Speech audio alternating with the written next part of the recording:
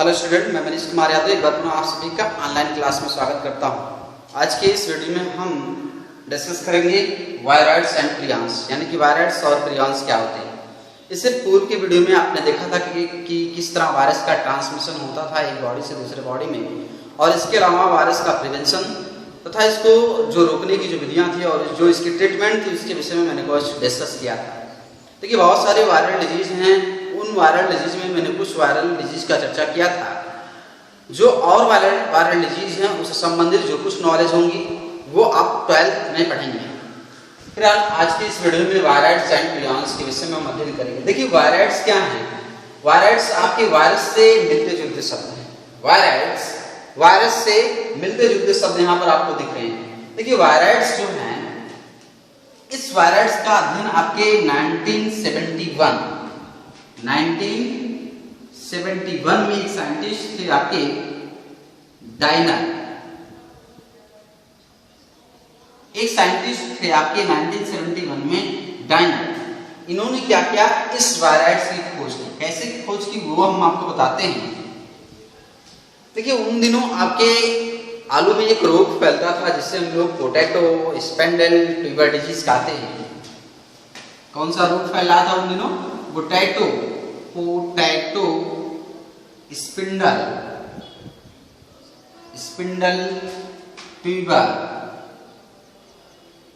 Tuber disease.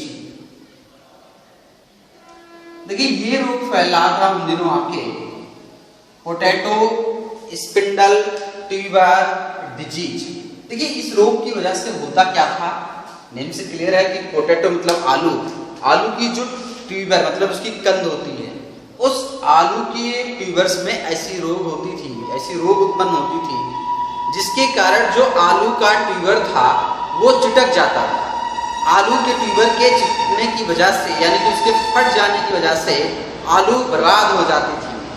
1971 में जब diner नाम साइंटिस्ट ने इस पोटैटो के ट्यूबर्स का स्टडी किया, अध्ययन किया, इस पर कार्य किया, तो कार्य करने के फलस्वरूप उन्हें पता चला कि जो ट्यूबर्स की जो सेल्स होती है, यानी कि आलू की जो सेल्स होती है, उस सेल्स के अंदर एक ऐसा पार्टिकल्स पाया जाता है जिसकी वजह से, जिसके प्रभाव के कारण आप पोटैटो का जो ट्यूबर्स है वो चिटक जाता है, यानी कि फट जाता है। जो पार्टिकल्स प्राप्त हुआ है वो पार्टिकल्स आपके आरएनए के पार्टिकल्स थे। क्या थे? आरएनए के पार्टिकल। क्लियर? यानी कि पोटैटो स्पेंडल ट्यूबर डिजीज का अध्ययन करने के लिए जब इन्होंने पोटैटो के ट्यूबर्स यानी कि आलू के जो कंद होते हैं उसका जब इन्होंने अध्ययन किया तो उसके सेल्स के अंदर इन्होंने देखा क्या कि आरएनए के पार्टिकल्स थे। इस आरएनए पार्टिकल्स के प्रभाव की वजह से आलू जो थी वो चिटक जा रही थी, और इसी आरएनए के पार्टिकल्स को आपके डायनर नामक साइंटिस्ट ने नाम दिया वायरॉइड्स। क्लियर? समझ में आया सभी को कि वायरॉइड्स क्या होते हैं? अभी तो फिलहाल हम लोगों ने देखा कि वायरॉइड्स की खोज कैसे हुई, किसमें हुई। अब आगे बढ़ते हम लोग कि जो वायरॉइड्स हैं जो आपके इस पोटैटो में मिला, ये वायरॉइड्स आपके सिर्फ आरएनए के बने होते हैं। किसके बने होते हैं? आरएनए के बने होते हैं। यानी कि जो वायरॉइड्स का पार्टिकल्स है, यानी कि वायरॉइड्स है, ये वायरॉइड्स सिर्फ आरएनए के बने होते हैं। यानी कि लगभग 245 से लेकर 399 लगभग 399 न्यूक्लियोटाइड्स के जो मोनोमर्स हैं, ये मोनोमर्स परस्पर मिलकर आपके इस आरएनए के पार्टिकल्स का फॉर्मेशन करते हैं। यानी कि न्यूक्लियोटाइड्स क्या होते हैं? यानी कि न्यूक्लिक अम्ल को बनाने के लिए छोटे छोटे आपके अणु होते हैं जो परस्पर मिलकर आपके आरएनए की जो स्ट्रैंड होती है उसका फॉर्मेशन करते हैं। तो लगभग इनमें न्यूक्लियोटाइड की संख्या कितनी पाई जाती है? 245 से लेकर 399 न्यूक्लियोटाइड्स की संख्या पाई जाती है, अलग अलग जो वायरॉइड्स हैं। अब हम देखते हैं कि जो वायरॉइड्स है, आपने देखा क्या था कि इससे पहले की वीडियो में आपने देखा था कि वायरस जो होते हैं वो वायरस आपके न्यूक्लियोप्रोटीन के बने होते हैं। किसके बने होते हैं? न्यूक्लियोप्रोटीन के बने होते हैं, यानी कि उनमें न्यूक्लिक एसिड प्लस प्रोटीन पाई जाती थी वायरस में।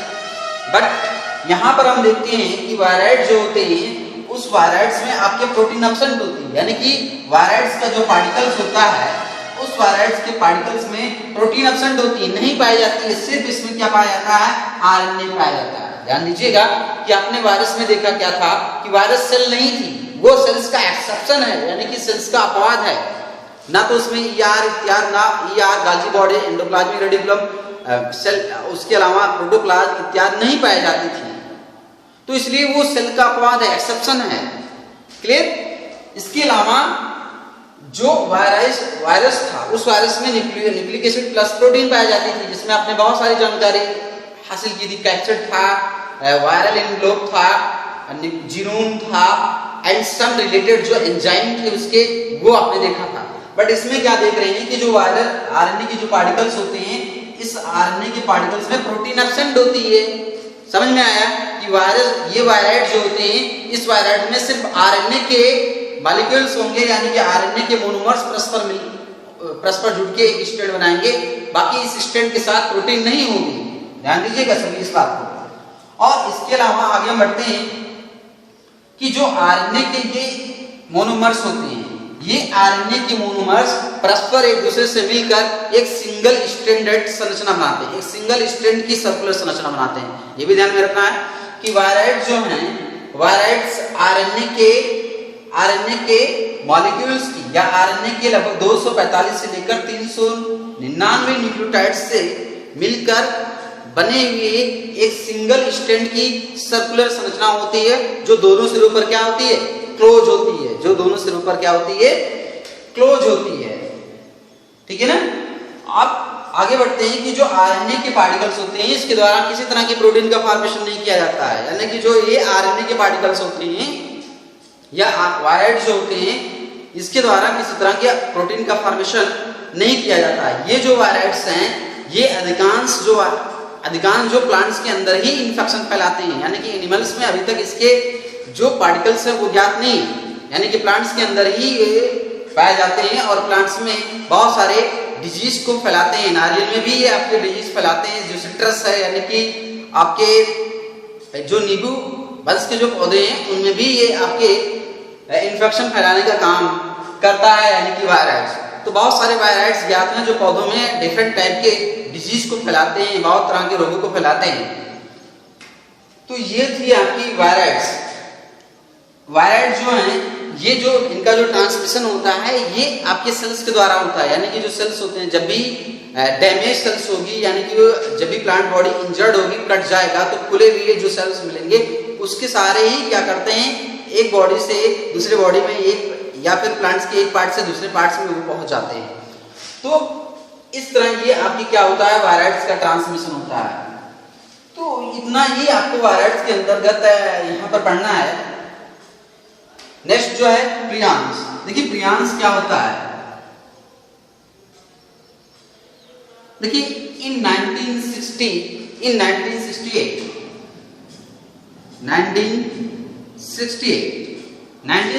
में एक साइंटिस्ट थे आपके गजडू सेक, एक साइंटिस्ट आपके गजडू सेक नाम साइंटिस्ट ने एक नए तरह के रोग फैलाने वाले पार्टिकल्स की खोज की, जिसे प्रियांस कहते हैं। ध्यान दीजिएगा कि 1968 में गजडू सेक नामक साइंटिस्ट ने रोग फैलाने वाले एक नए पार्टिकल्स की खोज की, जिसे हम लोग प्रियांस कहते हैं। देखिए उन दिनों आपके प्राचीन जो मानव की जातियां थी, यानी कि कह सकते हैं कि न्यू गिनी जो मैन्स थे आपके, उनमें उस समय एक डिजीज फैला हुआ था, जिसे हम लोग लाफिंग डिजीज कहते हैं, यानी कि हंसने वाली बीमारी। लाफिंग डिजीज की वजह से वो हंस कर उनकी डेथ हो जाती थी। जैसे सुनिए कि जो न्यू गिनी मैन्स थे, यानी कि पूर्व के जो मानव थे, उनमें अध्ययन करने पर इन्होंने पता लगाया कि, या फिर कह सकते हैं कि उनमें एक रोग इनको दिखा, जिसे हम लोग लाफिंग डिजीज कहते हैं, यानी कि हंसने की बीमारी। इस रोग की वजह से वो हंस के मर जाते थे या उनकी डेथ हो जाती थी। जब इन्होंने अध्ययन किया, तो अध्ययन करने के बाद इनको पता चला कि ये जो रोग है, ये रोग प्रोटीन से बने, यानी कि इनके शरीर के अंदर, यानी कि इनके ब्रेन में एक तरह की प्रोटीन्स का फॉर्मेशन होता है, और ये जो प्रोटीन्स होती है ये इनमें इस तरह का रोग फैलाता है, यानी कि लाफिंग डिजीज को फैलाता है। इस डिजीज को लाफिंग डिजीज को फैलाता है। जब इसमें इन्होंने अध्ययन किया तो अध्ययन करने के फलस्वरूप ज्ञात हुआ कि ये जो है वो एक प्रकार के पैथोजेनिक पार्टिकल्स के द्वारा होता है। लाफिंग डिजीज क्या? Pathogenic particles. इस पैथोजेनिक पार्टिकल के द्वारा ही इनमें क्या होता है? रोग उत्पन्न होता है, और इसी को हम लोग क्या कहते हैं? प्रियॉन्स कहते हैं। क्लियर? देखिए, आगे भी अध्ययन करने पर पता चला कि मानव में जो और तरह के डिजीज हैं, जैसे डिमेंशिया यानी कि पागलपन का जो रोग है, एंड पार्किंसंस में देखते हैं कि ये जो पार्किंसन से जो ग्रसित व्यक्ति होते हैं, उनके सर जो होते हैं वो हिलते रहते हैं। क्लियर? जो पार्किंसंस के जो व्यक्ति होते हैं, यानी कि जो पेशेंट होते हैं, उनके जो सर होते हैं, हाथ पैर जो होते हैं वो हिलते रहते हैं। जबकि डिमेंशिया में क्या होता है? व्यक्ति जो है वो पागल सा हो जाता है, वो उल्टा सीधा बातें कहने लगता है, यानी कि उल्टी सीधी जो बातें होती हैं उसको वो कहने लगता है। तो ये जो रोग है, यानी कि जो दो रोगों को हमने बताया है, ये भी शायद आपके इसी जो पैथोजेनिक पार्टिकल्स है, यानी कि प्रियॉन्स हैं, इसके द्वारा ही उत्पन्न होते हैं। ये जो प्रोटीन्स है, यानी कि प्रियॉन्स क्या होते हैं? प्रोटीन के बने हुए एक पैथोजेनिक पार्टिकल्स होते हैं। समझिए कि प्रियॉन्स क्या होते हैं? प्रोटीन्स के बने हुए, यानी कि सिर्फ प्रोटीन, ओनली प्रोटीन्स, कोई न्यूक्लिक एसिड इसमें नहीं होता, ना तो डीएनए होता है ना तो आरएनए होता है, यानी कि न्यूक्लिक एसिड जो होती है वो एब्सेंट होती है। किसमें? प्रियॉन्स में। बट वायरस में थी। वायरस में सिर्फ क्या थी? सिर्फ आरएनए थी, डीएनए नहीं था, प्रोटीन नहीं थी। बट प्रियॉन्स में आपको क्या मिला? सिर्फ प्रोटीन्स मिला। सिर्फ प्रोटीन ही प्रियॉन्स में है, आरएनए डीएनए इत्यादि जो है वो नहीं है। प्रियॉन्स क्या है? सिर्फ प्रोटीन के बने हुए पैथोजेनिक पार्टिकल्स हैं, यानी कि प्रोटीन के बने हुए रोगकारी पार्टिकल्स हैं, यानी कि ये प्रोटीन शरीर में बनने के फलस्वरूप शरीर में रोग को उत्पन्न करेगी, जिसमें हमने बताया कि लाफिंग डिजीज जो उत्पन्न हो रहा था आपके। इसके अलावा अभी हमने कहा पार्किंसंस जो है। देखिए, ये जो प्रोटीन्स हैं, ये हमारे शरीर में डिफरेंट टाइप की प्रोटीन जो है वो बनती रहती है। हमारे शरीर में डिफरेंट टाइप की जो प्रोटीन है वो बनती रहती हैं, बट कुछ म्यूटेशंस की वजह से जो प्रोटीन बनती हैं वो प्रोटीन दूसरी चीजों में, यानी कि अलग तरह के प्रोटीन्स में मॉडिफाइड हो जाती हैं, यानी कि बदल जाती हैं। ध्यान दीजिएगा कि हमारे बॉडी के अंदर बहुत तरह की प्रोटीन्स बनती हैं। जो प्रोटीन्स बनती हैं वो प्रोटीन्स आपके शरीर के कार्यों के लिए होती हैं, बट कुछ म्यूटेशन की वजह से, यानी कि उत्परिवर्तन की वजह से जो सिस्टम प्रोटीन को बनाती हैं उनमें कोई बदलाव हो जाता है। उसकी वजह से जो प्रोटीन बनती है वो प्रोटीन मॉडिफाइड प्रोटीन बनती है, यानी कि अलग तरह की प्रोटीन बनती है।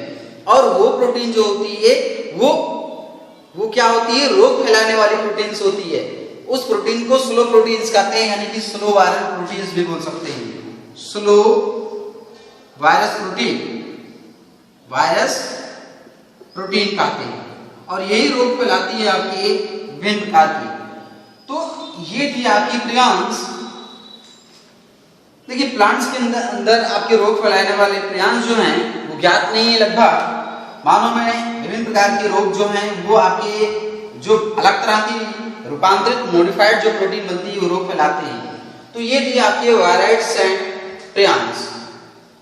तो वायरस के इस वायरस एंड वायरस के टॉपिक में फिलहाल इतना ही।